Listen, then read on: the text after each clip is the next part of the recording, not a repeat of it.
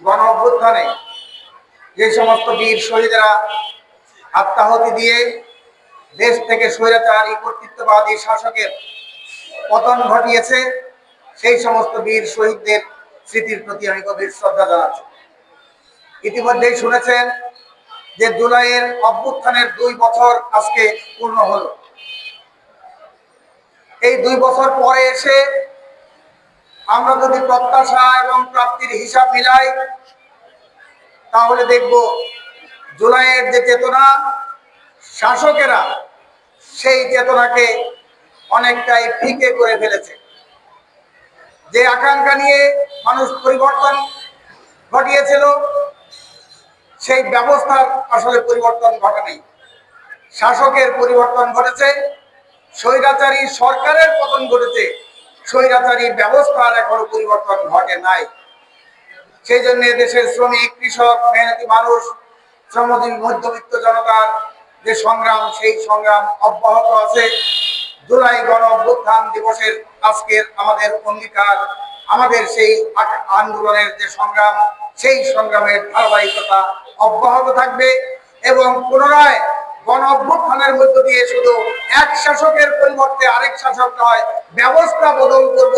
সেই অভ্যুত্থানে শ্রমিক, কৃষক, মেহনতি মানুষ সেই অভ্যুত্থানে নেতৃত্ব দিবে।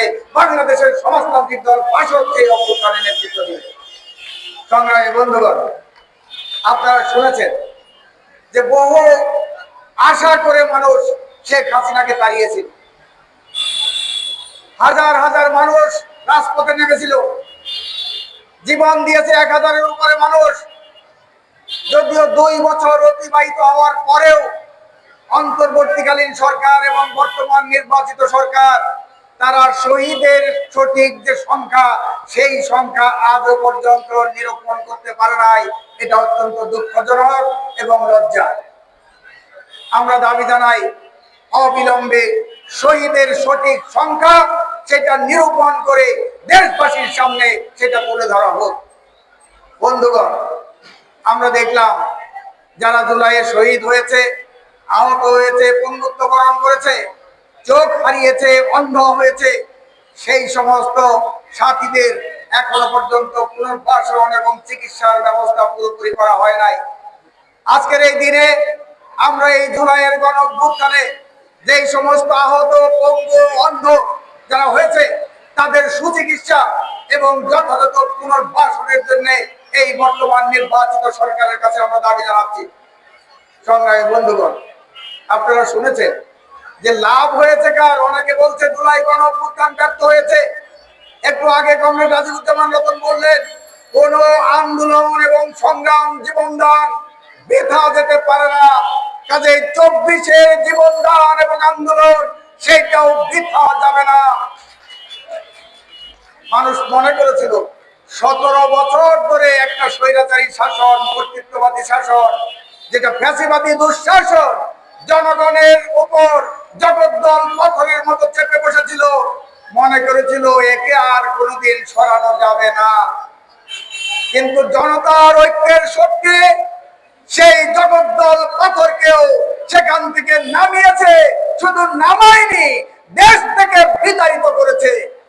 সেগুলো এই জনগণের শক্তির কাছে কোন যত বড় শক্তি হোক, সেইটা টিকে থাকতে পারে না। অতীত ইতিহাস আমাদের সেই সাক্ষ্য দেয়। পাকিস্তান আমলে ফিল্ড মার্শাল আগা মোহাম্মদ আইয়ুব খান, যাকে লৌহ মানব বলা হতো, তাকে আর ক্ষমতার থেকে সরানো যাবে না। কিন্তু 69-এর গণ অভ্যুত্থানের মধ্য দিয়ে সেই লৌহ মানব ক্ষমতা ছাড়তে বাধ্য হয়েছিল। 90-এর গণ অভ্যুত্থান 9 বছর ধরে সামরিক স্বৈরশাসন জারি করে রেখেছিল। মানুষ একদম হতাশ হয়েছিল, হাল ছেড়ে দিয়েছিল, এরশাদকে আর ক্ষমতার থেকে বিতাড়িত করা যাবে না। কিন্তু 90-এর গণ অভ্যুত্থানের মধ্য দিয়ে জনগণ স্বৈরাচারী সামরিক শাসক হোসেন মোহাম্মদ এরশাদকে ক্ষমতার মস্তক থেকে টেনে হেসড়ে নামিয়েছিল। শেখ হাসিনাকেও 24-এর গণ অভ্যুত্থানে নামিয়েছে।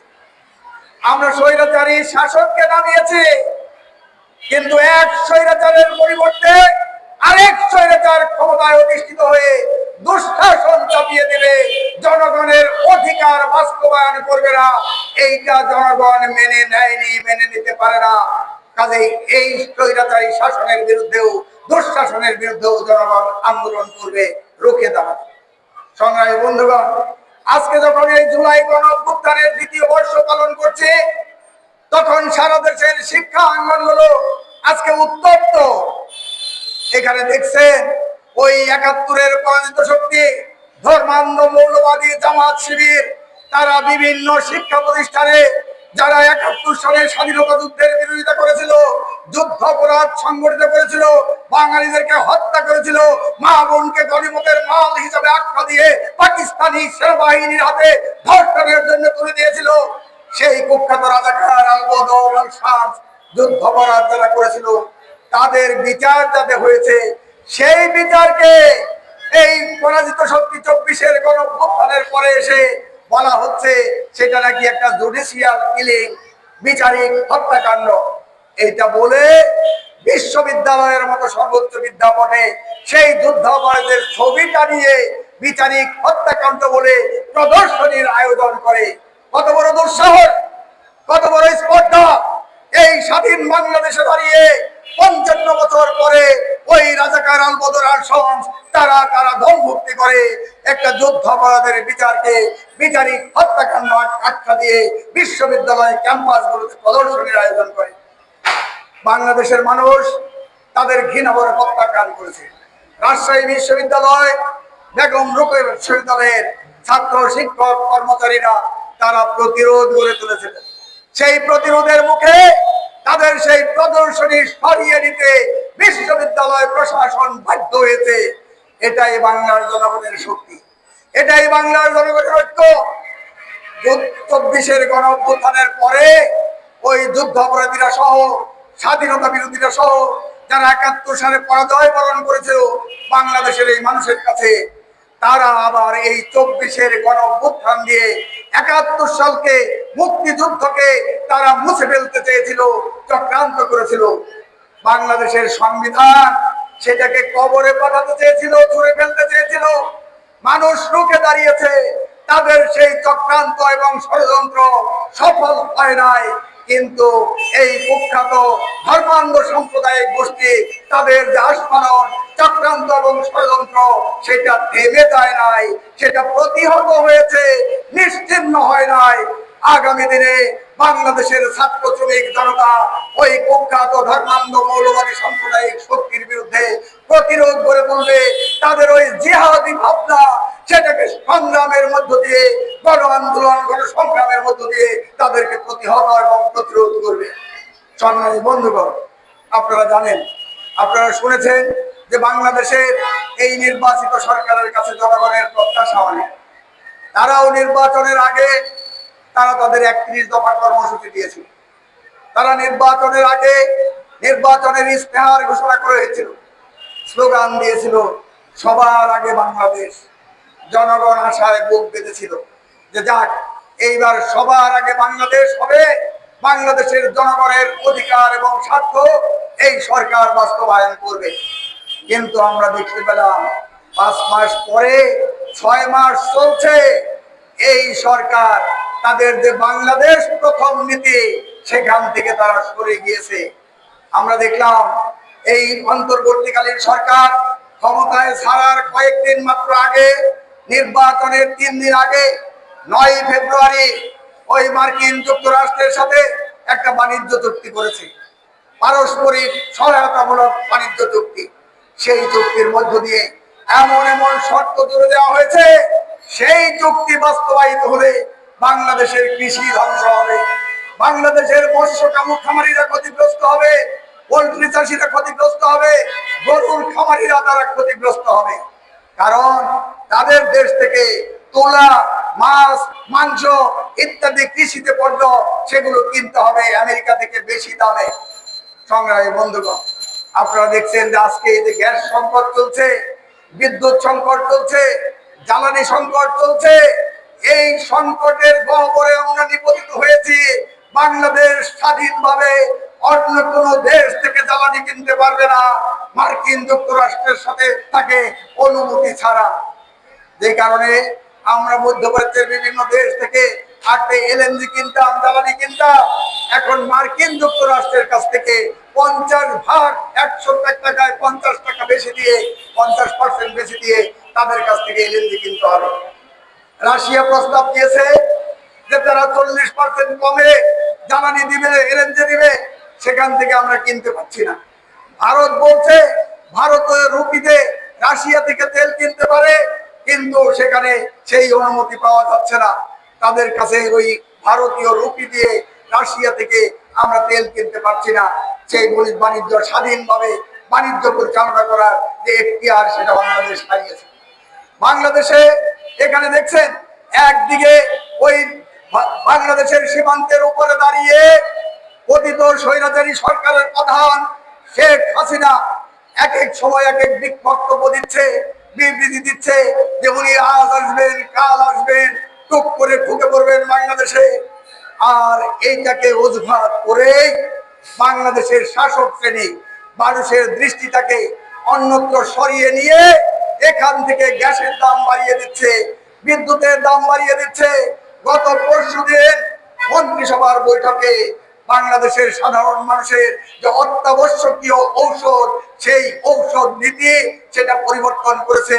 সেখানে তালিকা থেকে যে ঔষধগুলো বিক্রি করেছিল যে সরকার সেই ঔষধের দাম নির্ধারণ করে দেবে, এর থেকে বেশি দামে কোম্পানিগুলো ঔষধ বিক্রি করতে পারবে না, সেইটা তারা পাশ করে নিয়েছে। একদিকে ওই শেখ হাসিনার সংকট, আরেকদিকে সরকারের দেশ বিরোধী যে কর্মকাণ্ড, জনস্বার্থ বিরোধী কর্মকাণ্ড, সেই কর্মকাণ্ড এর ফাঁকে তারা করে ফেলছে। ইতিমধ্যেই দেখেছেন শেখ হাসিনা দেশের 25টি পাটকল বন্ধ করে দিয়েছিল, 6টি চিনি কল বন্ধ করে দিয়েছিল, অন্যান্য শিল্প প্রতিষ্ঠান সেগুলো বন্ধ করে দিয়েছিল। এই সরকার কথা ছিল, বলেছিল যে কর্মসংস্থান করবে, বন্ধ কারখানাগুলো চালু করবে। আমরা দেখলাম গত জুন মাসের 20 তারিখে বৈঠক করেছে প্রধানমন্ত্রীর নেতৃত্বে, বিডার নেতৃত্বে, ব্যবসায়ীদের সমন্বয়ে, যে সেই বন্ধ 44টি কারখানা তারা বিক্রি করে দিবে। আমরা তো জানি রাষ্ট্রের কারখানা ব্যক্তি মালিকদের কাছে বিক্রি করলে সেগুলো কি দাম পায়। আমরা আগে বলতাম যে পানির দামে বিক্রি করে দিচ্ছে, এখন কিন্তু পানির দাম নাই, পানিরও কিন্তু দাম আছে, কিন্তু বাংলাদেশের শিল্প কল কারখানার দাম নাই। ওই 80-র দশকে স্বৈরাচারী এরশাদ সেখানে পূবালী ব্যাংক তারা বিক্রি করেছিল, সেই ব্যাংকের একটা সিলিং ফ্যানের দাম ধরেছিল 44 পয়সা। উত্তরা ব্যাংক সেটা বিক্রি করেছিল, সেই ব্যাংকের একটা সিলিং ফ্যানের দাম ধরেছিল 18 পয়সা। কল্পনা করতে পারেন একটা সিলিং ফ্যান 18 পয়সা এবং 40 পয়সায় পাওয়া যায়। এই ধরনের নামমাত্র দামে আমাদের এই সরকারি রাষ্ট্রায়ত্ত প্রতিষ্ঠান জনগণের সম্পদ সেগুলো ব্যক্তি মালিকদের কাছে বিক্রি করার জন্য যেমনি ভাবে স্বাধীনতার পর থেকেই বিভিন্ন সরকার সেই কার্যক্রম পরিচালনা করে এসেছে, এই তারেক রহমানের সরকার তারাও এই দেশের সম্পদ, জনগণের সম্পদ, রাষ্ট্রের সম্পদ কারখানাগুলো বিক্রি করে দেওয়ার জন্য পায়তারা করছে। সংগ্রামের বন্ধুগণ, এমনিতরও হাজারো শত শত গণবিরোধী পদক্ষেপ একের পর এক এই সরকার গ্রহণ করে তুলছে, যা তাদের 31 দফা এবং নির্বাচনী যে ইশতেহার, সেই ইশতেহারের পরিপন্থী। সংগ্রামী বন্ধুগণ, আর এই জুলাই অভ্যুত্থানের সময় মানুষ চেয়েছিল একটা গণতান্ত্রিক রাষ্ট্র, গণতান্ত্রিক আইন, গণতান্ত্রিক আইনের শাসন। রাষ্ট্র কাঠামোতে যে দলীয়করণ ছিল, সেই দলীয়করণের পরিবর্তে গণতান্ত্রিক প্রতিষ্ঠান গড়ে তুলতে চেয়েছিল। সেই লক্ষ্যে কিছু সংস্কারের প্রস্তাব জনগণ করেছিল, আকাঙ্ক্ষা করেছিল, কিন্তু আমরা দেখলাম সেই সংস্কারের ধারে কাছে নাই। ইউনূস সরকার অনেকগুলো অধ্যাদেশ জারি করেছিল, সেগুলো বাস্তবায়ন করেছে, কিন্তু জনগণের মৌলিক পরিবর্তনের যে অধ্যাদেশ, সেই অধ্যাদেশগুলো বাতিল করা নাই, ওই আইনে পরিণত করে নাই। সেখানে সুপ্রিম কোর্টের যে পৃথক সচিবালয়, সেই সচিবালয়ের যে অধ্যাদেশ সেটা তারা বাতিল করে দিয়েছে।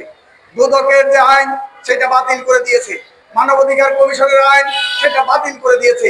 এইভাবে জনগণের গণতান্ত্রিক অধিকার সংরক্ষণের জন্য যে সমস্ত প্রতিষ্ঠান কাজ করতে পারে, গণতান্ত্রিক যে প্রতিষ্ঠান, সেই প্রতিষ্ঠান তৈরি করার যে অঙ্গীকার, সেখান থেকে এই সরকার দূরে সরে গিয়েছে। আমরা সে কারণে বলতে চাই, আর এগুলোকে অজুহাত করে ওই ধর্মান্ধ সাম্প্রদায়িক শক্তি জামাত, এনসিপি তারা মিলে আবার দেশকে একটা অস্থিতিশীল পরিস্থিতির দিকে নিয়ে যেতে চায়। তথাকথিত জুলাই সনদ, সেই সনদ বাস্তবায়নের নামে যেই সনদের তেমন কোনো ভিত্তি নাই, প্রত্যেকটা পার্টি সেখানে কোনো ঐক্যমত্য প্রতিষ্ঠিত হয় নাই। যে কয়েকটা দল অংশগ্রহণ করেছিল আর যারা অংশগ্রহণ করে নাই, ডাকা হয় নাই, তার বাইরেও যারা অংশগ্রহণ করেছিল তারাও সবাই সব বিষয়ে একমত পোষণ করে নাই। সেই জন্য এই সংস্কারের কথা বলে, ঐক্যমত্য কমিশনের কথা বলে, জুলাই সনদের কথা বলে অন্তর্বর্তীকালীন সরকার তারা কালক্ষেপণ করে ক্ষমতাকে দীর্ঘায়িত করার চেষ্টা করেছে, মাত্র সংস্কার তারা করতে চায় নাই। যেই কারণে তার ধারাবাহিকতায় বিএনপিও সেই ধরনের গণতান্ত্রিক সংস্কার সেগুলো করে নাই। জুলাই সনদ, সেটা যেদিন ওই সনদ স্বাক্ষরিত হয়েছে সেই দিনই এই সনদের মৃত্যু ঘটেছে, কারণ সেখানে অসংখ্য নোট অফ ডিসেন্ট সেখানে দেওয়া আছে। সেই কারণে আমরা বলতে চাই, জুলাই সনদের বাস্তবায়নের নামে দেশকে যারা ওই পিছনের দিকে নিয়ে যেতে চান, যারা ওই ধর্মান্ধ সম্প্রদায়ের গোষ্ঠী 24 দিয়ে 71কে নিষিদ্ধ করে ফেলতে চান, 71-এর মুক্তিযুদ্ধকে আড়াল করতে চান, দেখে ফেলতে চান, 71-এর আপনাদের পরাজয়ের যে গ্লানি, সেই গ্লানি মোছার জন্য 24কে এখানে নিয়ে আসে। তাদের সেই ইচ্ছা, তাদের সেই আকাঙ্ক্ষা, তাদের সেই স্বপ্ন বাস্তবায়িত হবে না। দেশের জনগণ সেটা বাস্তবায়িত হতে দেবে না।